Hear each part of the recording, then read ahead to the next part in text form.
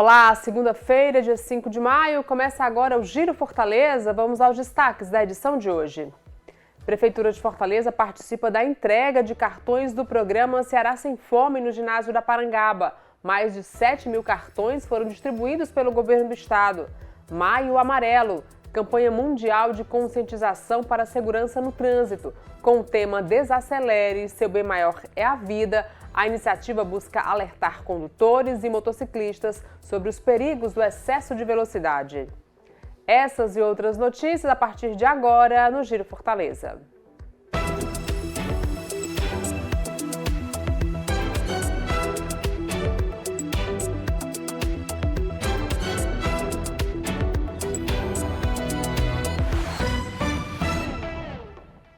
No fim de semana, foram entregues cartões do programa Ceará Sem Fome aos moradores aqui de Fortaleza. Essa entrega foi no ginásio da Parangaba. Ao todo, mais de 7 mil cartões foram distribuídos pelo governo do estado. Cada cartão foi recarregado com R$ 900, valor referente a 3 parcelas mensais de 300, correspondentes aos meses de maio, junho e julho. O benefício é destinado exclusivamente à compra de alimentos, especialmente os produzidos pela agricultura familiar, por cooperativas e comércios locais credenciados pela operadora do cartão alimentação.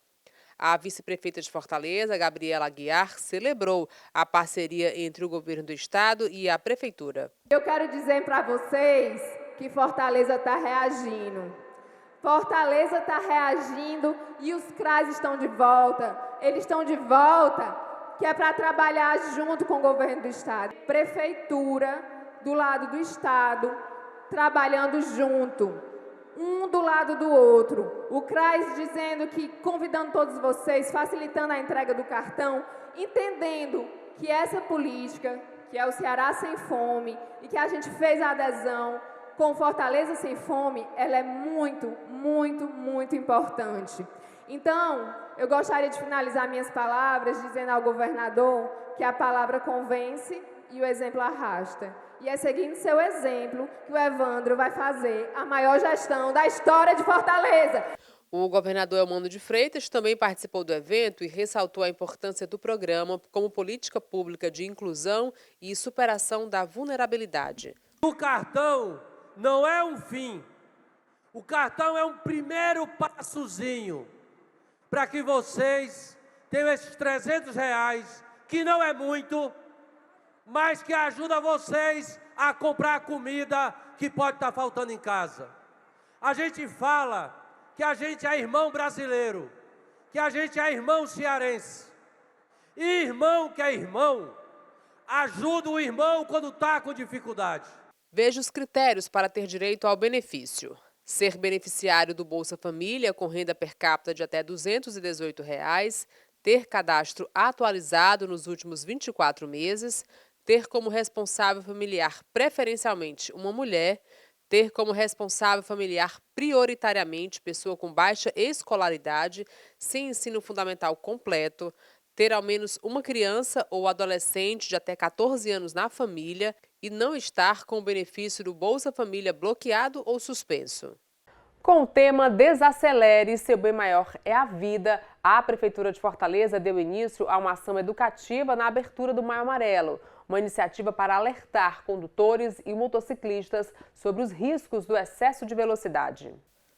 As motos amassadas são o resultado da imprudência. É isso que pode acontecer quando a pressa ultrapassa o bom senso. Com o tema Desacelere, seu bem maior é a vida, a ação chama a atenção dos motoristas e faz parte da abertura do Maio Amarelo, campanha de conscientização no trânsito promovida pela AMC em parceria com a Polícia Rodoviária Federal e a Polícia Rodoviária Estadual. É um mês que todos os órgãos de trânsito se mobilizam, aumentam, potencializam as ações em campo, para que a gente possa ter mais visibilidade e poder conversar mais com as pessoas sobre o que está acontecendo, nessa conjuntura de mortalidade que é no mundo todo, mas o Brasil ele tem uma tendência de crescimento desde a pandemia. Fortaleza está segurando essa tendência, mas mesmo assim a gente teve de 2023 para 2024 uma elevação. Depois de mais de 10 anos de redução, a gente teve essa pequena elevação e é um mês importante para a gente poder dar esse reforço. Nosso objetivo maior é a gente quebrar essa tendência de crescimento e manter Fortaleza como sendo uma cidade resiliente em termos de segurança viária. A abertura aconteceu no bairro Cidade dos Funcionários, com a ação educativa da MC para conscientizar motoristas e motociclistas sobre os riscos do excesso de velocidade, que está entre as principais causas de acidentes graves e fatais no trânsito. E esse ano a campanha voltou para o desacelerar, ou seja, você reduzir a velocidade no trânsito, você ter mais paciência no trânsito. Justamente mostrando que essa redução traz um grande benefício, ou seja, redução de mortes e justamente o bem maior que nós temos. Então essa campanha ela volta para esse tema, exatamente. Será que é importante você correr no trânsito, ganhar 1 minuto e às vezes poder perder o resto da vida? Que impacto isso não traz para você, para sua família, para sua sociedade? Quantas pessoas não ficam esperando que você volte? Essa é a mensagem que se quer trabalhar nessa campanha. Além da entrega de panfletos, a equipe também realizou a instalação de antenas corta-pipa, utilizadas para proteger condutores de acidentes causados por linha de cerol. Para os motoristas de aplicativo, ações como essa ajudam a lembrar a responsabilidade que todo condutor deve ter no trânsito. É muito interessante, né? Corta-pipa, esse tempo de férias aí tá chegando, a galera soltando pipa aí no meio da rua e a gente tá no corre aí do dia a dia, evitar transtornos maiores. É boa, é necessário, né? Para ter um trânsito mais tranquilo.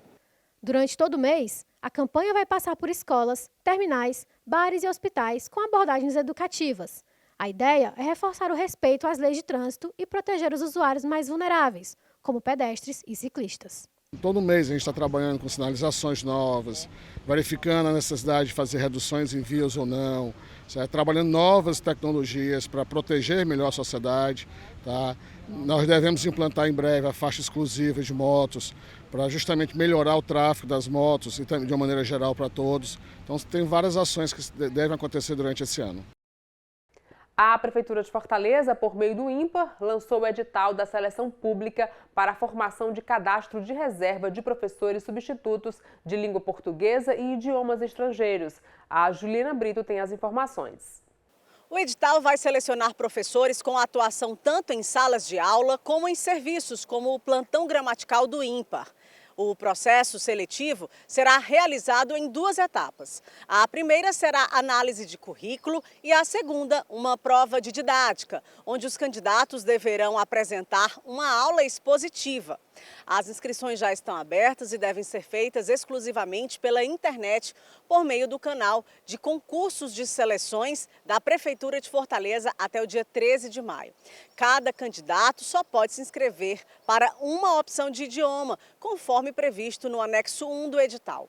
Os aprovados poderão ser convocados a depender das necessidades do INPAR, com lotação nos turnos da manhã, tarde ou noite, inclusive aos sábados. O edital completo, com todos os detalhes sobre o processo, pode ser consultado no site oficial da seleção.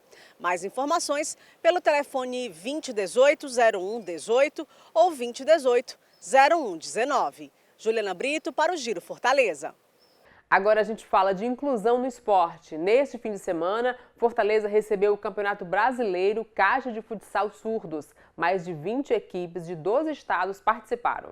A torcida é mais silenciosa. Ao invés de gritos, o incentivo é com libras. Mas na hora do gol, a comemoração é a mesma.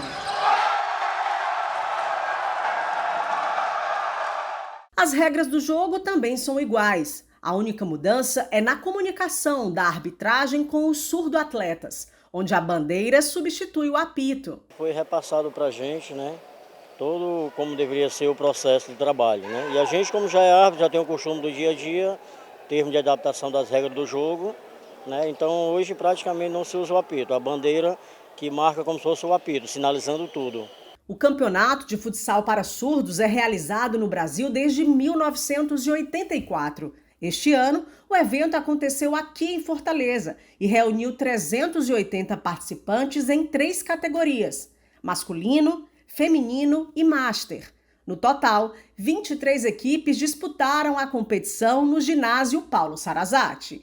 É um momento muito especial para nós, né, primeiramente, e aí a vinda de vocês só aumenta mais essa responsabilidade da gente de divulgar mais a nossa comunicação através do esporte, né?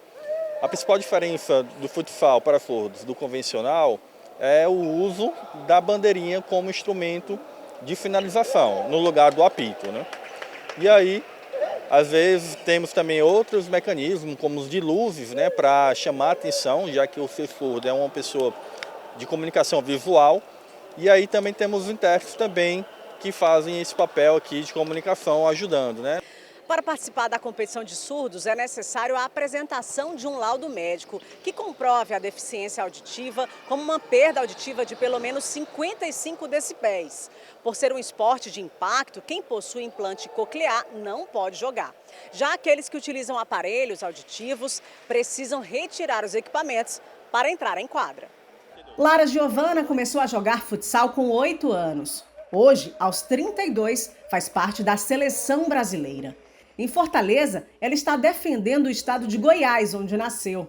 Para quem na infância só jogava com pessoas ouvintes, ver o crescimento da inclusão no esporte é gratificante. Como eu te falei antes, eu jogava no meio de pessoas ouvintes, né? Daí eu gostava muito, mas eu me sentia deslocada. E aí quando eu pensei na possibilidade de chamar os surdos e participarem também, eu me senti muito feliz com isso, né? Então essa é a minha missão. Para quem está trabalhando no campeonato, é uma experiência e tanto. Márcio é socorrista e conta que no treinamento aprende a comunicação básica para atender os atletas. Ele se prepara para isso. Então, na empresa que eu trabalho, a gente tem um treinamento constante de aproximação com várias situações que podem ocorrer. Essa, por exemplo, é uma delas, né? Então, assim, o que eu sei ainda é o básico, não vou falar é o básico, mas aquele básico que ajuda a fazer o trabalho bem feito, que é o que? Manter a pessoa saudável e confiar no nosso trabalho. Porque, além do mais, quando você está mais envolvido com o seu ambiente ali, com o seu paciente, ajuda a confiança. Então, a gente investe nisso, conhecimento, para poder estar o mais próximo da situação dele. O campeonato é promovido pela Confederação Brasileira de Desportos Surdos, com patrocínio da Caixa Econômica Federal e apoio da Prefeitura de Fortaleza. É uma pauta aí que a gente tem trabalhado bastante, né, que iremos fazer com certeza, né, um governo bem inclusivo. E aí nada como já começar aí com o pé direito, né, uma pauta aí bem trabalhada com a Prefeitura de Fortaleza, em nome do nosso prefeito Evandro Leitão e também da Secretaria de Esportes, né, em nome do nosso secretário Anderson Pinheiro. O principal marco para isso é fazer com que a sociedade enxergue essa comunidade e que vê que é possível também o uso do esporte para o desenvolvimento geral desses atletas, tanto jovens como os masters, né? E também incentivar as organizações institucionais o apoio financeiro, né? Porque, como você vê, é um campeonato de nível nacional e, às vezes, o que acaba prejudicando alguns atletas é o fator financeiro. O fato de se locomover, questão de alimentação, hospedagem. E aí, em 2022, iniciou-se um projeto de Bolsa Atleta. Isso ajudou bastante, né? E aí a gente quer que aumente mais e mais. Garantir a inclusão no esporte marca vidas positivamente. Ninguém esquece um amigo de racha, mesmo depois de mais de 40 anos. O campeonato de surdos foi palco do reencontro entre Augusto e Marcos, árbitro e atleta, que se conheceram nos campos de areia na infância, jogando bola descalços. E até hoje permanecem unidos pela mesma paixão, o futebol. Eu acho mais ou menos quando eu tinha meus 15, 18, 20 anos, a gente jogava futebol junto no bairro, né? A gente era amigo. Eu moro na Bela Vista, ele mora no Pici, que tinha chamado ali antigamente os campos do Pici, né? E a gente jogava muito bola, futebol junto lá, né? No timezinho de bairro, ou chamado aquelas peladas mesmo, né? Aí pronto, coincidência, eu estou ali quando uma pessoa me cutucou dizendo que ele estava me chamando. E para mim é uma satisfação revê-lo e encontrar aqui. Muito bom mesmo. Eu estava ali olhando, reparando naquele hábito, rapaz, eu acho que eu conheço aquele ali, porque quando era mais novo a gente jogava futebol de campo. E aí hoje, por coincidência do destino, nós nos encontramos, né? E aí eu relembrei, vim falar com ele, né? E aí, exatamente, né? Nós jogamos quando era mais jovens, né? E aí hoje nos reencontramos, né? Pela paixão pelo esporte, né? Essa é a primeira competição de Marcos. Com 53 anos, ele vai jogar pela equipe Master Cearense. Alegria compartilhada com toda a família, que veio ver de perto o maior exemplo de superação. O esporte é bem importante para ele, porque ele jogava desde criança. Então, ele quer muito jogar porque ele quer mostrar o talento dele. Eu sinto orgulho dele. Eu sou muito orgulhoso, né, por ter elas duas ao meu lado, na minha casa. Né, já são 18 anos de união com a minha esposa e amo muito, muito, muito elas. O Giro faz uma pausa rápida e, na sequência, tem mais uma edição do nosso quadro Papo Saúde. E hoje o tema é hipertensão. Eu volto em um minutinho, não saia daí.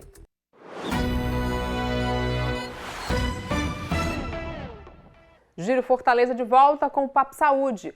E hoje o nosso tema é hipertensão, considerada um dos maiores problemas de saúde pública no Brasil e no mundo. A Juliana Brito conversou com um cardiologista para aprofundar esse tema. Acompanhe.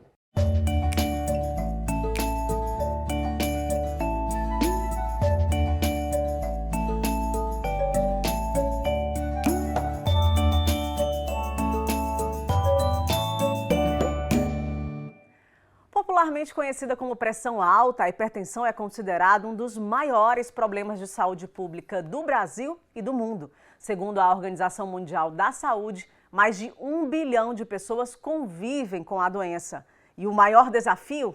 A hipertensão é silenciosa e a maioria dos pacientes não apresenta sintomas até que complicações graves aconteçam. Para aprofundar o tema, eu converso agora com o cardiologista Davi Neto. Seja muito bem-vindo, doutor. Muito obrigado, Juliana. Obrigado a todos.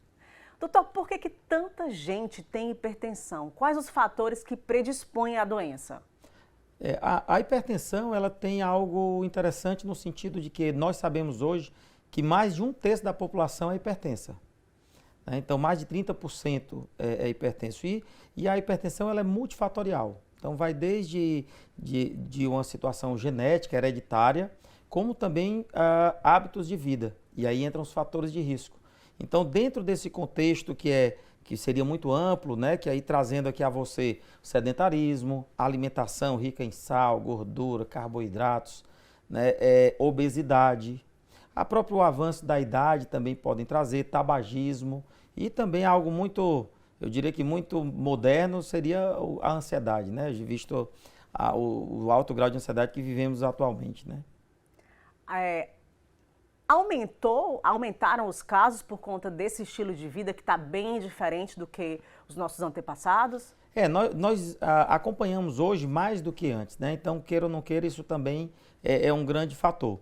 Mas, sem dúvida, o aumento da utilização de ultraprocessados, o aumento da obesidade, você vê principalmente nos Estados Unidos que a população obesa ela é muito maior, né? E isso vem trazendo uma mudança. Tem algo bom também, né? Porque também há um movimento muito grande, principalmente a gente vem investindo muito nisso, no sentido de evitar e controlar os fatores de risco. E aí entra o quê? Um estilo de vida adequado. Então, há uma movimentação grande hoje em dia em buscar alimentação mais saudável, porque a gente já sabe exatamente o que faz mal, em buscar fazer exercício físico, ou seja, deixar o sedentarismo. Então, há também uma movimentação positiva diante de tudo isso hoje em dia. Mas a hipertensão, mesmo assim, ainda é uma das principais causas de morte. Sem dúvida. A hipertensão, AVC... ela é um fator de risco principal para AVC, para infartos. Então, por ser um fator de risco tão presente, ou seja, cerca de 1/3, e aí um dado interessante que mais de 50% das pessoas que são hipertensas nem sabem que são hipertensas por ser uma doença silenciosa. Então, essa questão, essa dificuldade no diagnóstico por falta de prevenção, por falta de um check-up, por falta de uma avaliação adequada, o paciente já descobre quando já pode ter algum desenrolar da doença negativo. O que vai acontecendo, doutor, no organismo do hipertenso que não sabe? Vai comprometendo outros órgãos, rins, a própria visão? Isso, exatamente. A hipertensão, ela causa uma sobrecarga nos vasos e nos órgãos de todo o corpo. né? Então, os órgãos mais afetados, que são os que mais nos preocupam, são os órgãos nobres, como o coração, o cérebro, mas também afeta os rins, a retina, os próprios vasos das pernas, dos braços, causando doença arterial periférica e acaba trazendo, então, ela é uma comorbidade muito grande para todo o organismo. Como ela é silenciosa, às vezes ela não é tratada. Isso. Por isso que o senhor falou da importância do check-up, doutor. É nesse check-up que o médico ele vai observar se aquela pressão está oscilando muito. Como é que diagnostica, já que não dá um sintoma mais claro? Um dado muito interessante é que o que é que nós temos atualmente? Esse ano agora, né, foi já pela Sociedade Europeia de Cardiologia, mudou um pouco o conceito da hipertensão. Então a gente considera que a pressão ela é normal quando ela é abaixo de 120/70. E a hipertensão a gente sabe que é acima de 140/90, mas abaixo de 120/70 é que ela é realmente normal. Então nesse intervalo entre 120/70 e 140/90, nós temos aí uma pressão alterada, é onde nós já devemos agir. Então a busca de entender e saber como é que é seu padrão de hipertensão é extremamente importante para que você possa assim evitar, e aí o check-up entra extremamente importante, porque as avaliações devem ser adequadas da pressão, e aí vem a história de a gente sugerir também que a pessoa sempre faça a aferição da pressão, mas aí com moderação, né? E também avaliações cardiológicas periódicas, né? Ou seja, o indivíduo, quando é que a pressão alta é mais prevalente? Acima dos 40 anos. Então, acima dos 40 anos, um check-up ele é fundamental se você quer conduzir, então, evitar esse fator de risco. Para quem está em casa entender, esse check-up ele envolve que tipo de exames, testes, tem um ergométrico? O check-up cardiológico ele envolve uma série de exames, né? A gente sempre fala que assim, o coração teoricamente tem uma função simples, que é bombear o sangue, mas tem um comportamento, um funcionamento complexo, que aí a gente vai olhar fisiologia, batimento do coração, a eletricidade. Então, os exames básicos de um check-up são o eletrocardiograma, o teste ergométrico, né, que é o testezinho da esteira, o ecocardiograma, e em alguns casos a gente vai indicar para avaliação o próprio mapa, né, que é a monitorização da pressão, aquele que o paciente passa 24 horas monitorando, e aí há uma individualização para cada pessoa. A partir do momento que foi diagnosticado, que precisa de medicação, é para o resto da vida. Aí nós vamos avaliar um paciente descobrir o que é hipertenso, e aí eu vou, primeira coisa, entender a hipertensão. Porque como a gente sabe que ela tem causas, né? Então, por exemplo, sedentarismo, obesidade, né? Alimentação inadequada. Então, nós vamos partir para um tratamento que vai conduzir desde a mudança do estilo de vida, que a gente chama de tratamento não medicamentoso, e vamos para o tratamento medicamentoso. O tratamento não medicamentoso, a gente tem que dizer que tem que ser sempre, né? Eu sempre vou precisar estar avaliando se eu quiser ter uma qualidade de vida, se eu quero viver mais, eu tenho que evitar esse fator de risco. Vou fazer exercício físico, não vou fumar, né? Vou perder peso, vou me alimentar adequadamente. Então esse aí eu diria que, sem dúvida nenhuma, para o resto da vida. O medicamentoso vai depender então da resposta terapêutica, tanto da eficiência do não medicamentoso, como também da própria necessidade do organismo. Então o paciente pode precisar de 1 a 4, 5 antihipertensivos para ter um controle. E aí é muito individual. E é possível também diminuir a quantidade da medicação, equilibrando essas outras áreas que o senhor citou, né? Como perder peso, melhorar a alimentação. É possível também diminuir essa medicação, doutor? Sem dúvida. O tratamento não medicamentoso, ele é um coadjuvante importantíssimo ao tratamento medicamentoso. Então, não tenha dúvidas de que se você controla esses fatores de risco adequadamente, você vai sim conseguir diminuir a medicação, ou seja, a eficiência dele vai fazer com que você dependa menos de medicação e tenha menos complicações. Doutor, eu vejo que o cuidado... Eu sou hipertensa, descobri em 2020, já faz 5 anos, né? E o cuidado ele precisa ser diário. Eu percebo que é diário, né? Que precisa ser. Mas muita gente esquece de tomar o remédio, ou então fica um mês sem tomar. Quais os riscos dessa interrupção do tratamento? Isso é algo extremamente interessante, porque a hipertensão ela é multifatorial e esses fatores eles estão presentes sempre, seja genético, seja por alimentação ou outros fatores, né? Outros fatores também próprios do organismo. Então esses fatores eles sempre estarão lá. E eu faço as minhas terapias não medicamentosas, ótimo, mas a medicamentosa ela tem que estar sempre. E uma coisa muito interessante para o antihipertensivo que a gente sempre orienta, não suspenda a medicação. A medicação antihipertensiva tem duas coisas importantes. Quando eu faço medicação de uso contínuo, eu não deixo de tomar um dia ou 2 dias, quer que seja. Por quê? Porque a ação dela máxima, ela vai acontecer quando eu sobrescrevo a primeira dose de ontem, a dose de outra, e eu vou chegar a um nível, um patamar mais elevado. A outra é essa variação que também não é interessante. E por fim, se eu deixo de tomar por 2, 3 dias a medicação, há um risco dessa minha pressão subir, inclusive, demais. Então, a principal causa de quadros de crises hipertensivas, que é quando a pressão sobe demais e traz sintomas ou até mesmo complicações, como um AVC, é a suspensão da medicação. Então, é extremamente importante, a gente sempre orienta, ó, esqueceu de tomar o remédio, o que é que você vai fazer? Toma agora. Esqueci de tomar, mas já era para ter tomado de manhã, são 5 horas da tarde. Toma agora. E aí amanhã você vai tomar o outro no horário correto e vai seguindo o tratamento. Doutor, o senhor estava falando em crise hipertensiva, né? Então, quais são os sintomas que vão aparecer quando está descompensada a pressão arterial e que realmente aquele paciente tem que procurar rapidamente o hospital? A hipertensão, como a gente falou, em geral ela é silenciosa, né? No máximo as pessoas têm aquela dor de cabeça aqui na região da nuca, que isso deve sim também servir de um alerta, mas quando esses níveis eles estão muito extremos, eles podem vir acompanhados de complicações como infarto, como AVC.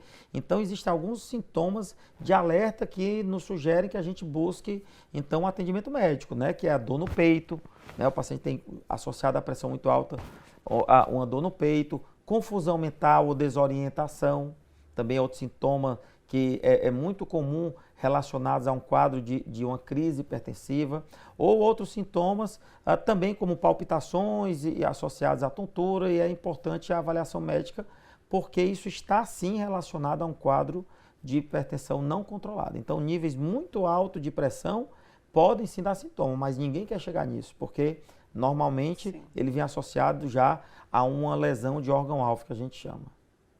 E para terminar nosso bate-papo, doutor, o que a gente deve fazer para não chegar à hipertensão e também para controlar?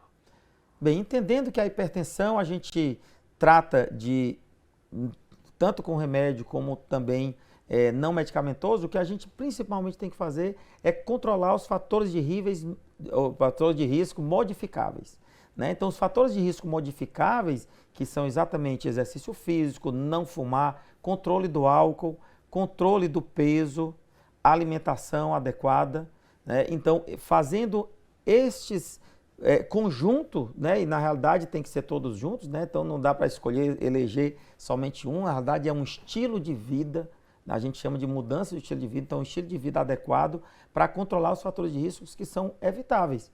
Visto que os não evitáveis, a gente tem que lidar com ele, né? A hereditariedade, a idade, inclusive, quanto maior a idade, melhor, então é um fator de risco que a gente quer lidar com ele sim. Então, como recado, acho que o mais importante é isso, é estilo de vida saudável, controlar os fatores de risco conhecidamente evitáveis. E esse mês traz um alerta especial. Nós vimos exatamente, nacional a gente tem exatamente dia 26 de abril e internacionalmente nós temos o Dia Internacional da Hipertensão Arterial, que são dias escolhidos... Que é 17 de maio. 17 de maio, que são dias escolhidos para que nós tragamos o tema e possamos disseminar cada vez mais a prevenção e o tratamento da doença. Muito obrigada pela presença e pelas informações, doutor. Muito obrigado. O Papo Saúde de hoje fica por aqui.